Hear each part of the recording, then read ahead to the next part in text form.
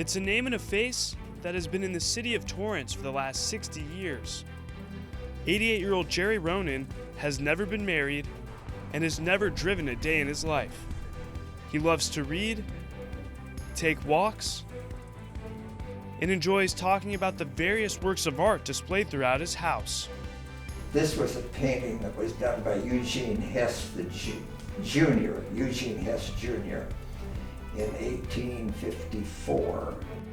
But it's Jerry's teaching philosophies from his days at Torrance High School that he will forever hold close to his heart.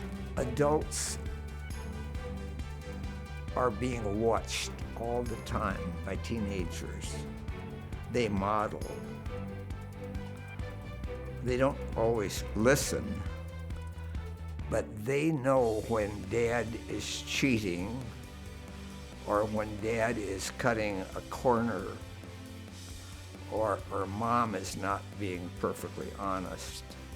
They see that, and those are their models. Jerry Ronan was born on March 2, 1926, in the cowboy town of Fort Pierce, South Dakota. He was the sixth of 9 children. His father Thomas was a railroad man, and his mother Maggie was a homemaker. In 1929, just a few years after he was born, the stock market crashed and the Great Depression began.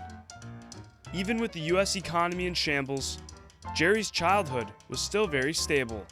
It was a real smooth, great childhood. I've always figured I was born with a silver spoon in my mouth because life was good. It was Depression years, but my parents were both good managers, so I have very happy recollections of growing up in South Dakota. In 1944, a wide-eyed 18-year-old Jerry graduated from high school and joined the Navy. He would serve 2.5 years during World War II. Although he never went overseas, his time in the service was invaluable. Well, I tell you, I don't have any medals or decorations. I did what they wanted me to do. They sent me to school, San Diego. I took boots in Farragut, Idaho, and it was interesting. I was at Camp Waldron at Farragut, Idaho, and Johnny Waldron, for whom the camp was named, was a Fort Pierce boy. So after boot camp, I went to school in San Diego, and then I spent a lot of time at the destroyer base in San Diego, and that was sort of my Navy career, but I loved it. I really thought about staying in. Jerry left the Navy in 1946. It was during his time in the service that he thought about being an artist, but his thought process would quickly change. I came out of the Navy and I read articles about the starving artist, and I decided that that was not probably a good idea. So I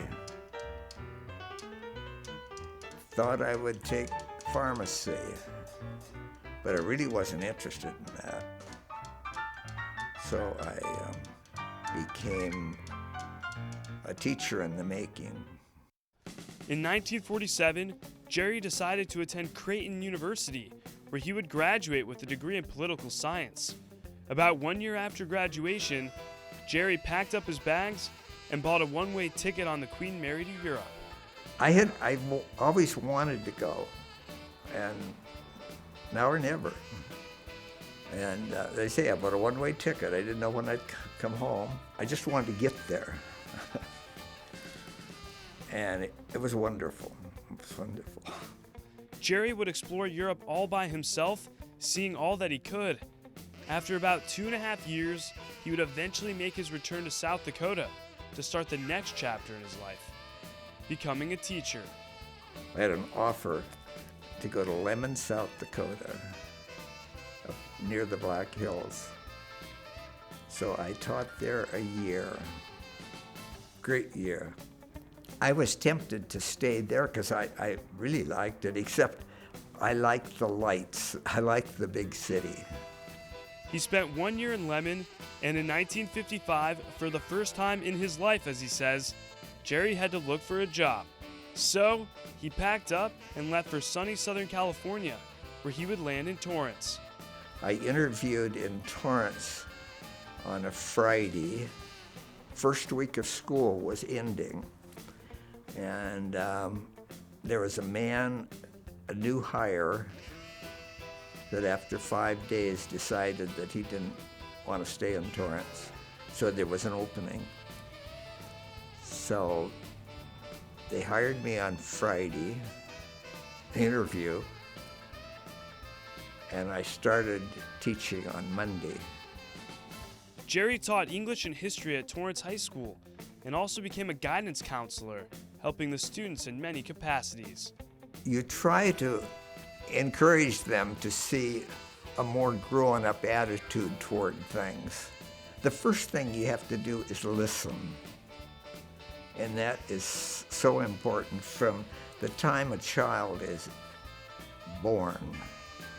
It's so important to listen to them, because when they speak, when they're telling their side of the story or something,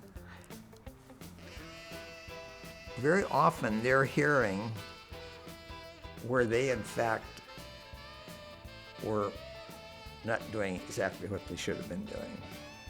And it's much better getting to their ears that way than from the voice of someone who's preaching to them. And in 1992, after spending 37 years as a teacher and counselor at Torrance High School, Jerry decided to retire. A lot of my contemporaries had retired, and they were urging me to retire because there are things I could do. And I didn't want to stay too long. I've seen teachers that stayed too long. They didn't like going to work in the morning, and when that happens, get out. So I decided to retire, and I was miserable. I missed it. Not long after, Jerry started volunteering all over Southern California, which would soon fill the void of teaching. In the early 2000s, while volunteering for the Torrance Historical Society, Jerry spearheaded the Names on the Wall project. The purpose of the project is to gather and preserve the life stories of each of the 146 Torrance military personnel who lost their lives in the service. My proposal was to put a face on each name. We have a file for every one of those names at the Historical Society, and we are putting information about the individual in his or her file so that grandchildren, nieces, nephews, offspring, future interested parties can go to the file and find out about this name. We've been working on that for a long time. Bit by bit, picture by picture, anecdote by anecdote, we add to the folder. I think it's an excellent project. From his humble beginnings in South Dakota, to mentoring thousands of students at Torrance High School, to volunteering his time in so many different ways, Jerry Ronan has enjoyed every second of it. Well, I'm sure that there's selfish motivation in most of it because of the reward that came to me. I'm feeling a little awed at sitting here spewing out all this information or how to live, because the world is full of people who have really great stories, and I can think of so many people who give so much time and energy in volunteer capacities that exceed mine totally.